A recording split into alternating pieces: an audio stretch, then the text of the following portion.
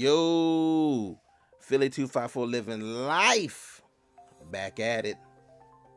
So it's here. It's finally here. Street Fighter 6. And I'm not going to do a how well does it play on Steam Deck because it hasn't really changed. I did a video previously discussing how well it played on the Steam Deck as far as the beta, the open beta, and nothing has really changed. The Proton version, none of that really changed. I also did another video maybe last week or so, maybe 2 weeks ago, I can't remember. No, it was last week. With the Street Fighter 6 benchmark tool on the Steam Deck to kind of give you some ideas on how to kind of what settings you want to put on your Steam Deck to get the best performance out of it. And that's not that information is not concrete, but it gives you a little starting point. Nothing has changed. Again, it works perfectly fine on the Steam Deck. Just FYI, just the Proton version, just if you don't feel like watching that beta video I made, the Proton version is the default version of Proton that currently works on the Steam Deck. Works perfectly fine, no issues whatsoever. If you want to see the settings that I kind of used, I did kind of tweak a little bit myself personally. Guarantee or not guarantee, but go ahead and check out that Street Fighter 6 benchmark video. I did kind of show that off a little bit. Now, on to Street Fighter 6. It's fun. It's fun. I love it. Let's start with the battle mode. I don't know what it's called. Not the battle mode. I think it's called battle mode or something like that. Where you basically single player version of it. You're basically running around, picking up. It's like a noob version of RPG, little mini RPG. You run around performing little small quests for NPCs or even for some of the named Street Fighter characters. Like, you start off with Luke. And each character you meet along the way, you can become the student. Once you become the student, you kind of get their fighting style. Their basics and their basics attacks and some of their special moves. Now, as far as their special moves, you can actually, as you learn or meet other named characters, you can adopt their fighting style if that's what you want to do. But you're not locked to just their special moves. You can mix and match with any special move you've previously learned. If there's a special move that you already have slotted for the same button combination, you have to choose. You can't have them both, obviously. So, but otherwise, it's pretty fun. I love it.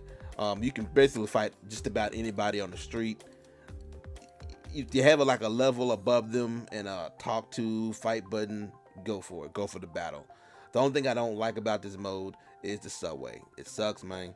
You get on the subway and it's supposed to be a quick travel kind of system, but it takes forever because you're not just quick traveling, you're fighting.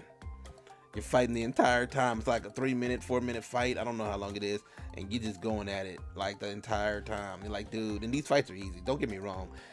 As you can see in the footage, I'm over getting jumped. That's pretty common. You're going to get jumped, especially if people kind of like the dudes with the boxes on their heads, they will jump you. If they see you on the street, they gonna hit you, and it's gonna be on sight every time. If they hit you, they get a little damage bonus before the game starts. Or if you hit them, same thing for you. You get a little damage bonus on them before the fight actually starts. I say game, the actual fight actually starts. But other than that, you will fight Roombas and drones. That's weird, but you will fight them. The Roombas are weak to low attacks, drones are weak to high attacks, because they're flying, obviously. So just FYI. But as far as the actual single player, it's pretty cool. It's a nice little time consumer. You can beef up your actual avatar, change up their stats and whatnot. It's transmog system, so you're not locked into certain clothes. But you can beef up the stats and whatnot and do what you got to do. And then you can take your actual avatar that you played, go to the battle hub, and you're in there like swimwear, because now you can do there's actual avatar battles. In the battle hub, the whole area is got like a big arena kind of thing. You can kind of roam around, play arcade cabinets, or just kind of watch certain matches on the big screen TV.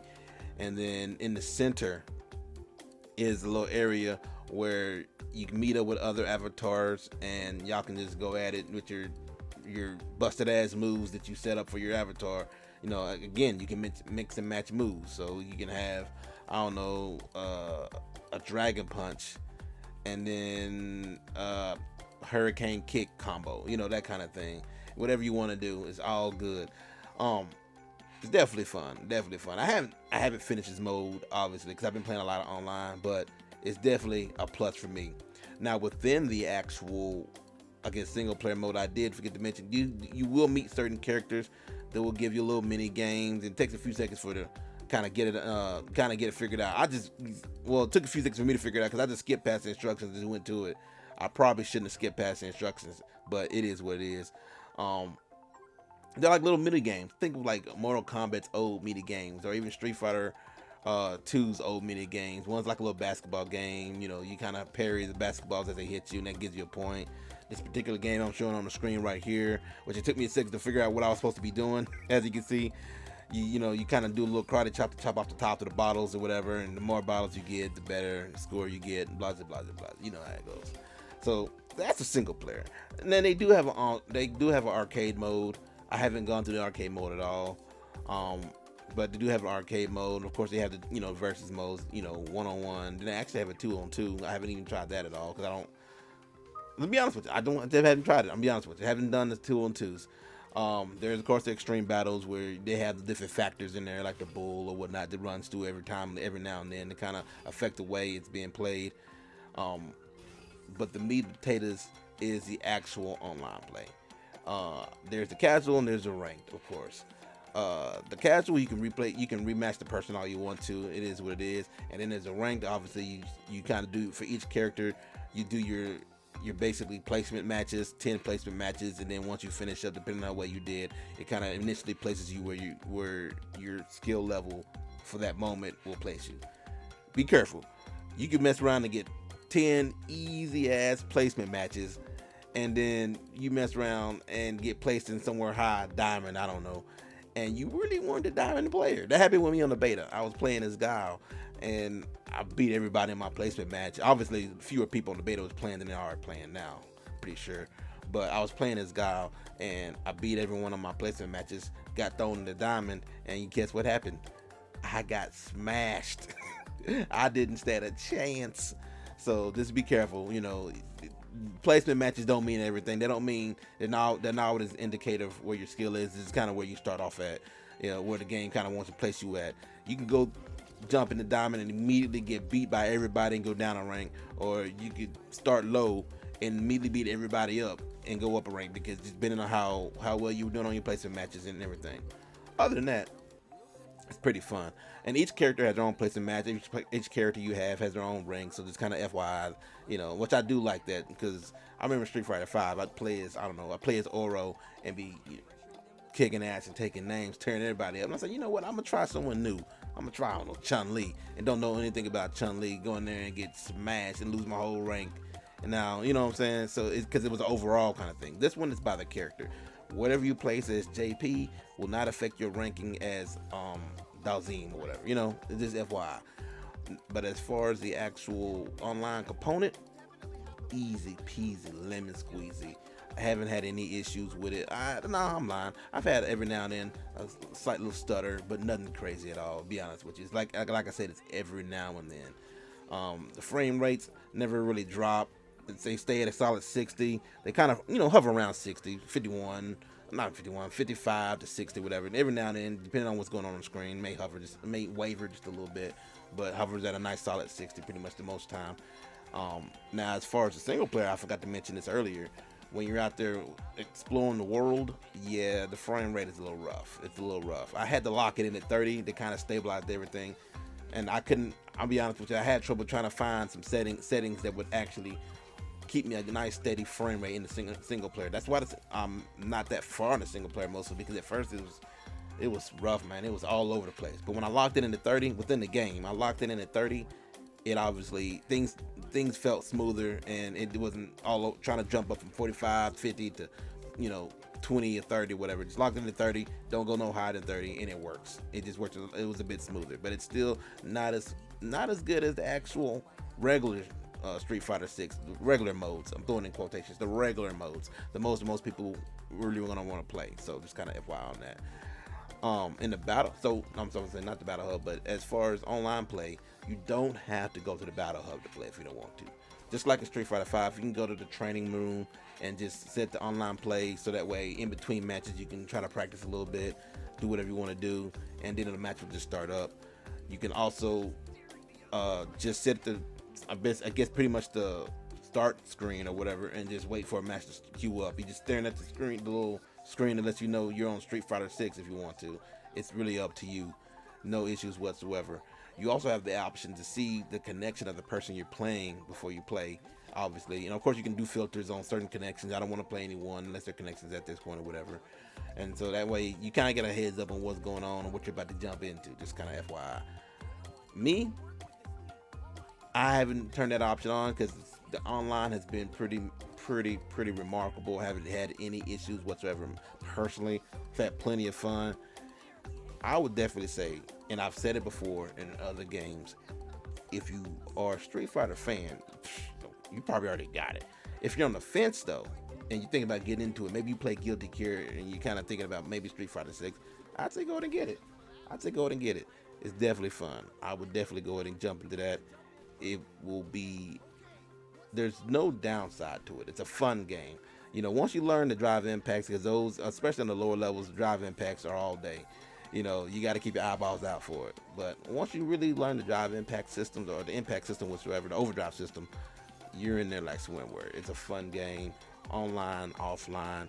I have no complaints. On the Steam Deck, I will say the single player world mode is lock it at 30. Just FYI, just take my word for it.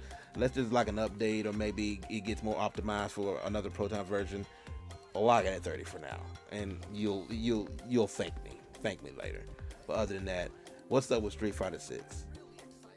Buy. It's definitely a buy. It's a buy pass, definitely a buy. I would definitely buy that. I recommend it for everybody. It's not a game, it's not a joke, it's not a meme, it's for real. This game is good.